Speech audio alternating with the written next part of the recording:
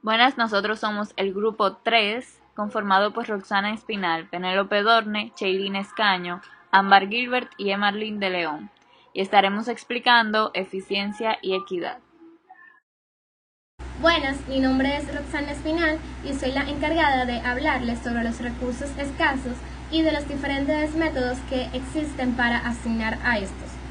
Como dijimos anteriormente, los recursos son escasos, al mismo tiempo que las necesidades son limitadas, por lo que se necesitan de métodos para asignar a estos de manera equitativamente, evaluándose asimismo las habilidades de los mercados para asignarlos de manera eficiente y justa.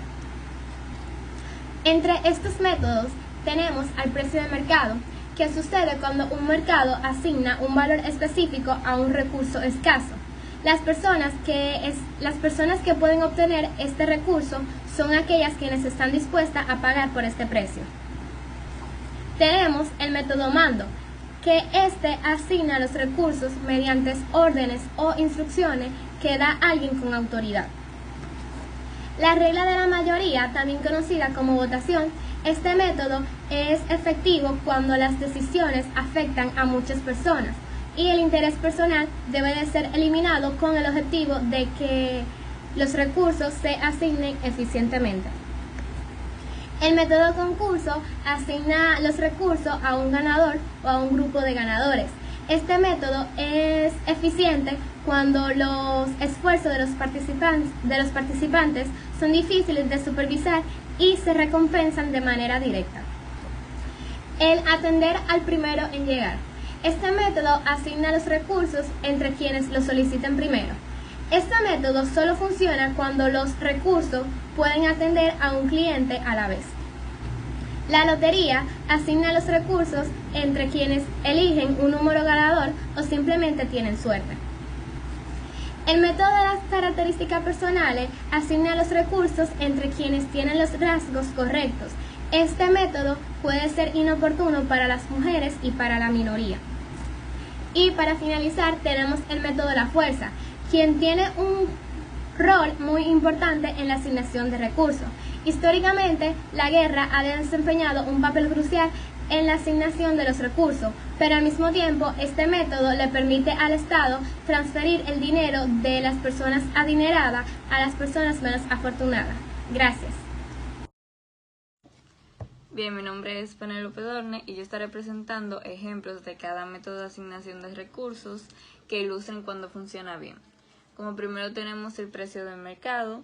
Un ejemplo para esto sería cuando se consigue una beca para pagar la colegiatura, ya que puede ser muy cara. Después tenemos el mando. Digamos que un grupo está encargado de algún proyecto en una empresa, el líder designado se encarga de establecer qué hace cada quien y de supervisar de que cada uno haga su trabajo bien. La regla de la mayoría, esto se ve mucho en las elecciones presidenciales donde el pueblo vota y el ganador es el que obtiene más votaciones de estos. Aquí el presidente tiene que tomar las decisiones que beneficien al pueblo y no solamente a él. Después tenemos el concurso. Esto es cuando, digamos, una compañía de papel apremia a los 3 empleados que venden más paquetes de papel con un bono extra. Este incentivo hará que todos los empleados sean más productivos y así se beneficia la empresa y ellos benefician a los empleados. Luego tenemos el primero en llegar, digamos cuando se va a comer a un lugar cualquiera en la calle o donde sea. El primero en llegar será el primero en ser atendido, en recibir su comida y el primero en conseguir un lugar donde sentarse sin necesidad de hacer una fila tan larga. Luego tenemos la lotería. Aquí un ejemplo para esto puede ser en una rifa para un viaje en crucero. El ganador se saca de manera aleatoria sin saber en verdad quién es. También se puede ver en bingo, donde los números se sacan al azar y el que obtenga todos los números es quien gana, no porque tú seas Penélope, porque tú seas María, nada.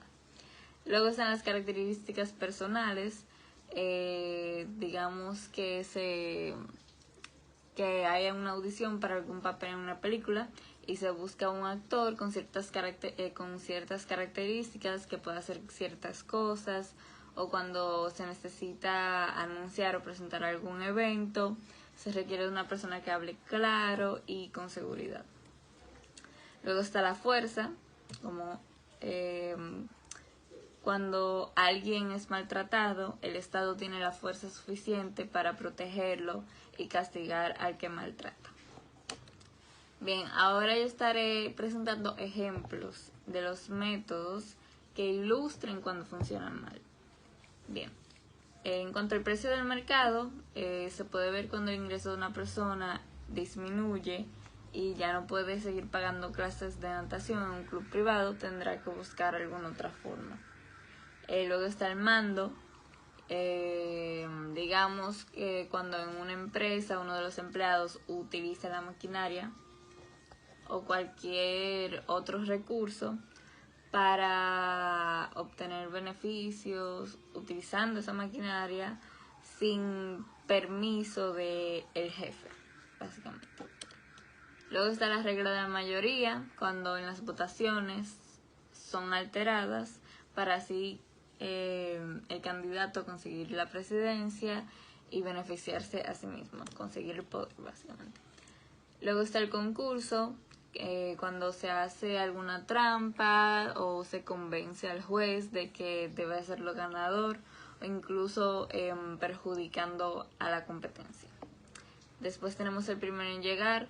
Digamos que se llega a un restaurante donde se tiene que hacer fila para poder conseguir una mesa, pero viene una persona y le paga al que está encargado de asignar las mesas,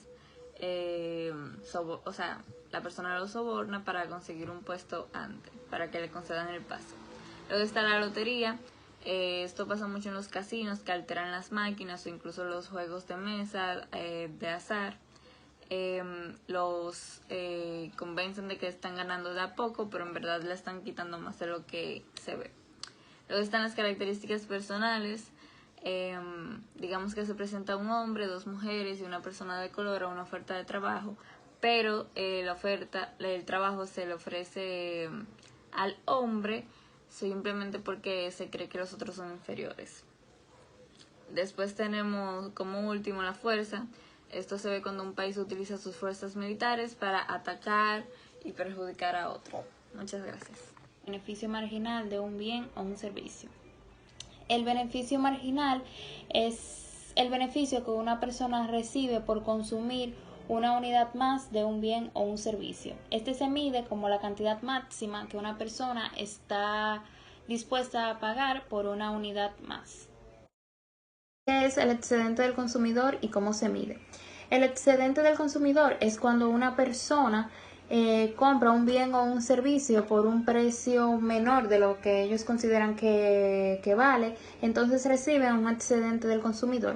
Y este se mide mediante el valor marginal de un bien menos el precio que pagó por él sobre el total de la cantidad adquirida.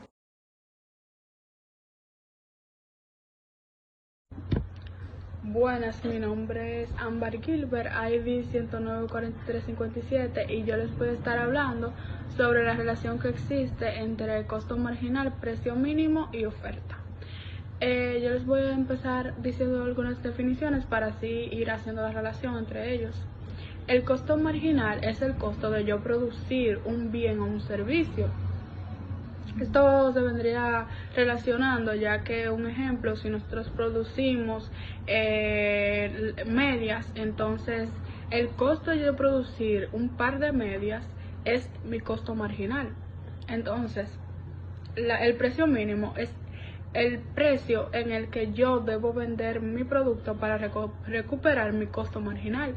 O sea, es el precio que yo debo poner a partir de mi costo marginal, porque a partir de donde yo sé cuánto me costó fabricar la media, entonces ahí yo parto y digo, bueno, entonces si mi media me costó 60 pesos fabricar el par de medias, entonces a partir de esos 60 pesos es que yo voy a hacer mi precio mínimo, que es el extremo, por así decirlo, en el cual yo puedo vender mis productos. O sea, si mi media me costó 60 pesos, entonces lo mínimo sería 61 pesos.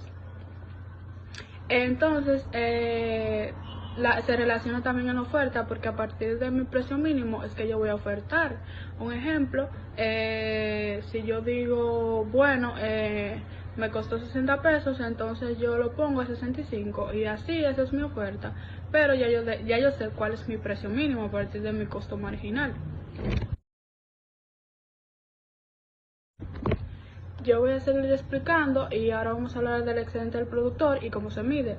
El excedente del productor no es más que una ganancia extra que tienen las personas a partir de que su producto o su servicio lo ponen a un precio más elevado del que ya se encuentra en el mercado.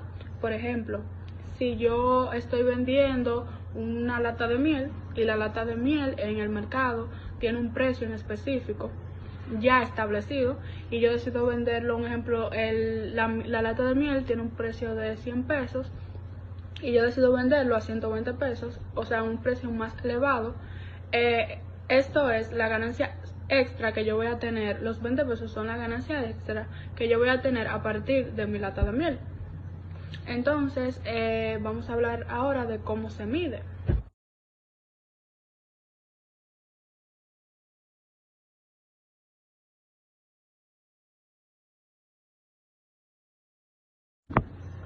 Pues bien, en términos gráficos, el excedente del consumidor se mide como el área por debajo de la curva de la demanda. O sea, si hacemos un gráfico, mi demanda va a estar por debajo de la curva que realmente tiene el producto, ya que mi producto va a ser menor demandado que otros que ya sí están con el precio establecido en el mercado. Y va a estar por encima de la curva del precio, porque mi precio va a ser más elevado del que debería estar. Por eso mi curva va a ser más elevada a la curva del precio que realmente está establecido. Y la curva de la demanda se mide por lo que están dispuestas a pagar las personas por cada unidad consumida. O sea, lo que yo acabo de explicar. Las personas están dispuestas a pagar un cierto precio, entonces a partir de ahí es que yo voy a hacer la curva de mi demanda. Luego, el área total por debajo de la curva de la demanda refleja la utilidad total del consumo del bien o servicio. O sea, la curva que está por debajo de la demanda es que me dice qué utilidad va a tener mi bien o servicio.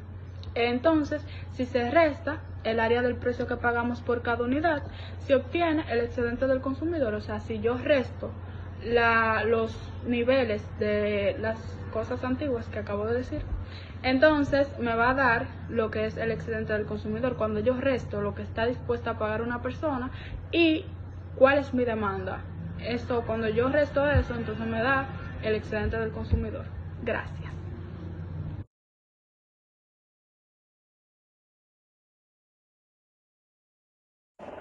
Hola, mi nombre es Marlene de León y voy a estarles explicando la siguiente pregunta. ¿Dan los mercados competitivos un uso eficiente a los recursos? No siempre, debido a que estos no toman en cuenta los recursos. Por otro lado, se podría decir que un equilibrio competitivo y el beneficio marginal social es igual al costo marginal social y la asignación de recursos es eficiente. La siguiente pregunta, que es ¿cuáles son los obstáculos para lograr una asignación eficiente de los recursos en la economía de mercado? Los obstáculos más significativos para lograr una asignación eficiente de recursos en la economía de mercado son los siguientes. Primeramente, precio tope. Es una regulación que hace ilegal cobrar un precio superior a un nivel especificado. Por ende, los topes dan por resultado que la cantidad producida difiera de la cantidad determinada en un mercado no regulado. El precio mínimo, que es una regulación que hace ilegal pagar un precio inferior a un nivel especificado. Los impuestos, que aumentan el precio que los compradores pagan y disminuyen los pagos recibidos por los vendedores. Además de esto, los impuestos de bienes producidos causan la salida de algunas empresas del mercado. Luego están los subsidios, que son pagos que el gobierno hace a los productores con el objetivo de disminuir el precio que pagan los compradores y de aumentar pagos recibidos por los vendedores, lo que genera que la cantidad producida aumente. También están las cuotas, que son los límites establecidos a la cantidad que se le permite producir a una empresa, y su propósito es aumentar el precio que reciben los productores al disminuir la oferta del bien. Está el monopolio, que surge cuando una empresa tiene el control total del mercado y tiene como meta maximizar los beneficios económicos para así lograr que esos beneficios restrinjan la producción y aumente los precios. los bienes públicos. Un bien público es un servicio consumido por todas las personas simultáneamente, incluso cuando no paguen por ello lo que se debe.